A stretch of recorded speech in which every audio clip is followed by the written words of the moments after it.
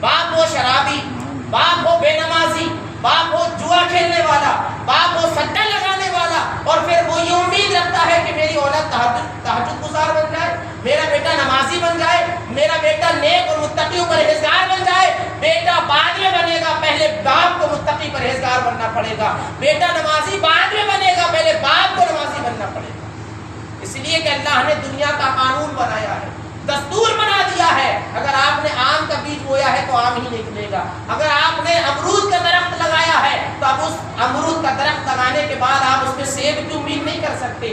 جیسا آپ پودا لگا رہے ہیں، جیسا آپ بیج ڈال رہے ہیں، اللہ تبارک و تعالیٰ ویسا ہی آپ کو پھل عطا کرے گا. یہ قانون قدرت ہے، یہ نظام قدرت ہے، یہ دنیا کا نظام ہے.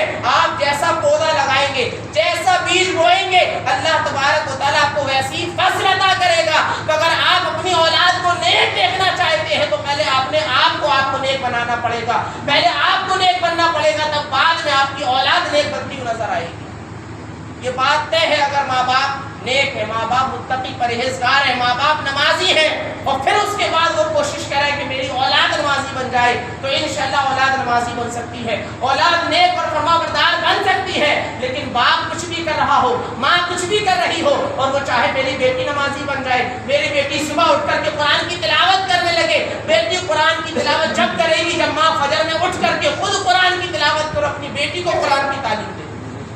ماں سوتی رہے، ماں کچھ بھی کرتی رہے، چاہے میری بیٹی فجر میں اٹھ کے نماز پڑھے، قرآن کی تلاوت کرے، ایسا ممکن نہیں ہے. پہلے ماں باپ کو نیک بننا پڑے گا، ماں باپ کو متقی و پرہیزگار بننا پڑے گا، تب جا کر آپ کی اولاد نیکی کے راستے پر چلے گی، تب جا کر کے آپ کی اولاد آپ کی فرما بردار بنے گی. آج ہم اور آپ اپنے معاشرے پر نظر دوڑا کر کے دیکھیں. آج والدین اپنی اولاد کے سلسلے میں، اپنی اولاد کو تعلیم دینے کے سلسلے میں، اپنی اولاد کو پروان چڑھانے، ان کی پرورش کرنے کے سلسلے میں کتنی لاپرواہی برت رہے ہیں، کتنی کوتاہیاں کر رہے ہیں. بس بچے کو ہم نے کھلانے پلانے کا انتظام کر دیا، اس کے لیے اسکول کے ڈریس لا کر دے دیے، اسکول کی کتابیں لا کر دے دی، ہم سمجھتے ہیں ہم نے اپنا حق ادا کر دیا. یہ آپ نے حق ادا نہیں کیا، بلکہ اگر آپ اپنی اولاد کے حقوق ادا کرنا چاہتے ہیں تو آپ کو اس انداز سے تربیت کرنا پڑے گی جو طریقہ مدینے والے مصطفیٰ نے ہمیں بتایا ہے، جو طریقہ قرآن و حدیث ہمیں بتا رہا ہے، جو طریقہ اسلام کی شریعت نے ہم تک پہنچایا ہے، ہمیں اس طریقے پر عمل کرنا پڑے گا. تب ہم اس دنیا میں کامیاب ہو سکتے ہیں اور ہماری اولاد ہماری فرمانبردار بن سکتی ہے. حضرت یعقوب علیہ السلام ہے، اللہ کے نبی ہیں، پیغمبر ہے. حضرت یعقوب علیہ السلام جب آپ کے وصال کا وقت قریب آیا، جب آپ بستر مرگ پر تھے، انتقال کا وقت تھا، آپ نے اپنے بیٹوں کو بلایا، اپنی اولاد کو بلایا، بچوں کو بلایا، اور آپ کو ایک فکر پریشان کر رہی تھی. آپ ایک بات سوچ رہے تھے اور پریشان ہو رہے تھے کہ نہ جانے میرے مرنے کے بعد، میرے وصال فرمانے کے بعد، میرے انتقال کرنے کے بعد میری اولاد نہ جانے کس کی عبادت کرنے لگے، نہ جانے کس کی بندگی کرنے لگے. تو آپ نے اپنے بیٹوں کو بلایا اور بلانے کے بعد پوچھا ما تعبدون من بعدی، جب میں اس دنیا سے چلا جاؤں گا تو میرے بیٹوں بتاؤ میرے مرنے کے بعد، میرے اس دنیا سے جانے کے بعد تم کس کی عبادت کرو گے. دنیا سے جا رہے ہیں، اللہ کے پیغمبر ہیں، اللہ کے نبی ہیں، اور ان کو کیا فکر ہے کہ میری اولاد کہیں اللہ کے علاوہ کسی اور کی عبادت نہ کرنے لگ جائے.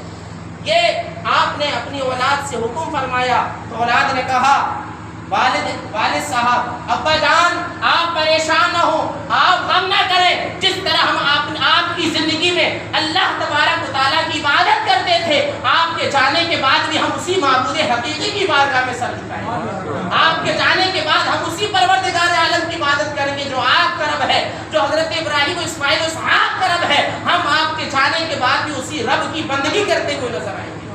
جب آپ نے یہ طریقہ اختیار کیا، اللہ تبارک و تعالیٰ کو پسند آیا.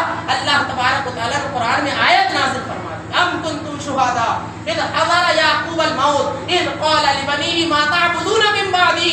اے میرے بیٹوں بتاؤ میرے بعد کس کی عبادت کرو گے. قالوا نعبد الہک و الہ آبائک ابراہیم و اسماعیل و اسحاق الہ واحد ونحن لہ مسلمون. ہم اسی کی عبادت کریں گے جس کی عبادت آپ کی زندگی میں کرتے ہوئے نظر آ رہے ہیں.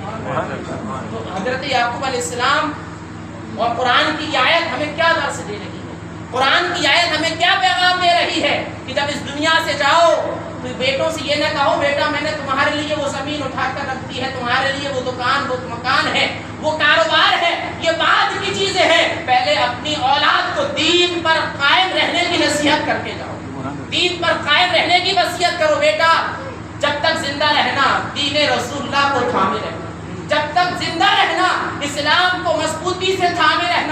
اسلام پر مضبوطی کے ساتھ عمل کرتے رہنا، اس لیے کہ والدین کی ذمہ داری ہے کہ اولاد کو دین کا علم سکھائے، اسلام کی باتیں بتائے، دین کا پیغام اولاد تک پہنچائے۔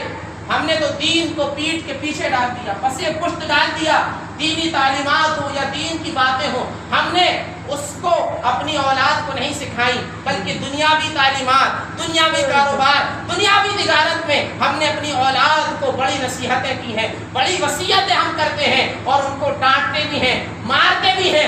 آج کے ماں باپ اور آج کے والدین کا معاملہ یہ ہے کہ اگر بیٹا اسکول نہ جائے تو ماں بھی مارتی ہے، باپ بھی مارتا ہے، بیٹا دکان نہ جائے ماں بھی مارتی ہے، باپ بھی مارتا ہے، بیٹا کاروبار کے لیے نہ جائے باپ بھی ناراض، ماں بھی ناراض، لیکن بیٹا فجر میں نماز پڑھے نہ پڑھے ماں باپ کو کوئی پرواہ نہیں ہے، ظہر کی نماز پڑھے جائے نہ جائے ماں باپ کو کوئی پرواہ نہیں ہے۔ یعنی ہم اپنے بیٹے کے ذہن میں یہ بات ڈال دیتے ہیں، اگر دکان پہ نہیں جاؤ گے تو پٹو گے، اسکول نہیں جاؤ گے تو پٹو گے، فجر پڑھو نہ پڑھو تمہیں کوئی مارنے والا نہیں ہے، تم سے کوئی پوچھنے والا نہیں ہے۔ تو ہم نے اپنی اولاد کے ذہن میں جو ہے دین کی تعلیم کو ہم نے پیچھے کر دیا اور اس کے ذہن میں یہ بات ڈال دی، اگر اسکول نہیں جاؤ گے تو تم پٹ سکتے ہو، اگر دکان نہیں جاؤ گے تم پٹ سکتے ہو، لیکن نماز پڑھو نہ پڑھو تمہیں کوئی ڈانٹنے والا نہیں۔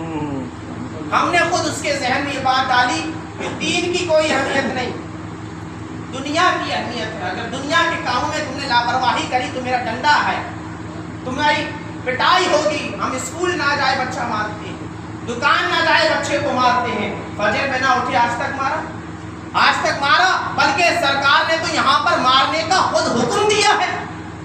وہ سرکار جس کو اللہ نے سارے عالم کے لیے رحمت بنا کر بھیجا، وہ سرکار جن کے لیے دشمنوں کے لیے میرے آقا نے کبھی بدلہ نہیں لیا، دشمنوں سے ہاتھ نہیں اٹھایا، دشمنوں کو مارنے کے لیے کبھی ہاتھ نہیں اٹھایا، بلکہ ہاتھ اٹھایا ہے تو میرے آقا دعا کرتے ہیں مولا میرے دشمنوں کو معاف فرما دے، ان پر رحمتوں کی بارشوں کا نزول فرما دے۔ لیکن وہی رحمت والے آقا کیا کہہ رہے ہیں؟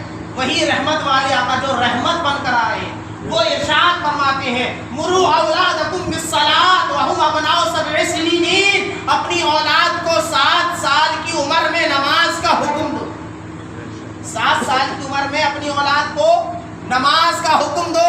وهم ابناء 10 سنین واضربوهم علیہا، سرکار فرماتے ہیں اور جب 10 برس کی آپ کی اولاد ہو جائے اور نماز پڑھنے نہ جائے تو میرے آقا ارشاد فرماتے ہیں پھر مار کر کے نماز پڑھواؤ۔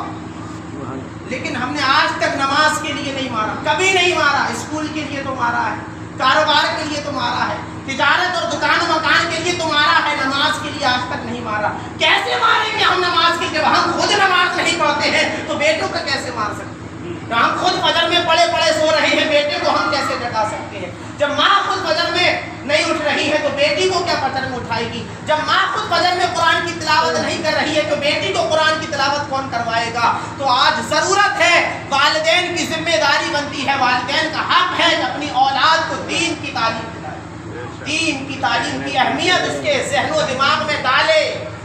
اس کے ذہن میں تو یہ بس چکا ہے نا، ہم اسکول نہیں جائیں گے تو پٹیں گے، دکان نہیں جائیں گے تو پٹیں گے، کام کرنے نہیں جائیں گے تو پٹیں گے، نماز نہیں پڑھیں گے تو ہمیں مارنے والا کوئی نہیں، دین کی بات پر عمل نہیں کریں گے، قرآن نہیں پڑھیں گے، دینی علوم نہیں سیکھیں گے، کوئی کچھ کہنے والا نہیں ہے۔